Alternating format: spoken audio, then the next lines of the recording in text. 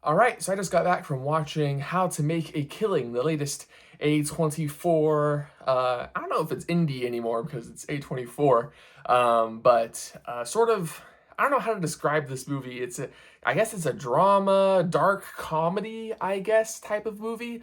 It's not an action movie, so I do think the trailers for this movie were kind of misleading, and I'll get into that in my review. But essentially, Glenn Powell plays a illegitimate child of a rich family, and he and his mother have been banished from the family, kicked out because of his illegitimacy, and yeah, he has to, he's raised in a poor, state of affairs, not rich like his family, and but the silver lining is that one day, because of the way the will works, he will inherit all of this money because it will go to the oldest member of the family after the patriarch dies.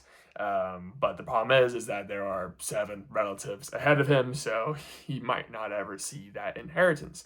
So one thing leads to another, and he gets the idea that, hey, if I murder the seven other members of the family, I get the inheritance, and it's my rightful inheritance anyway. And my relatives are all jerks, so they deserve it. And so chaos ensues. So from that premise, and also if you watch the trailers, you'd think this is like a goofy kind of dark comedy type of movie, and it is that a little bit. But this is a lot more. This movie takes its premise a lot more seriously than you'd think it would. The movie isn't really just a fun series of misadventures of this guy, killing the members of his family that deserve it, in fun, goofy ways. And, it's kind of like John Wick, where he's getting revenge for the murder, well, not murder, but for the death of his wife, the murder of his dog, all that stuff. And it's really satisfying for us to watch because we're seeing bad people get their comeuppance. You'd think that's what this movie is, and it is at first, but then it becomes a more of a story that asks the questions of when is enough? What actually makes you happy?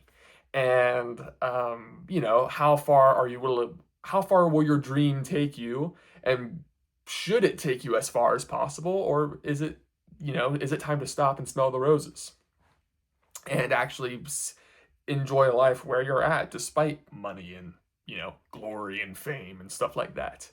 And I think if you're walking into this movie expecting a kind of goofy movie that doesn't take itself too seriously, and you can just watch, rich jerks get their comeuppance, you're not really going to get that.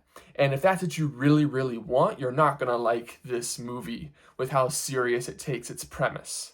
I still enjoyed the movie quite a bit because I agree with the premise so much.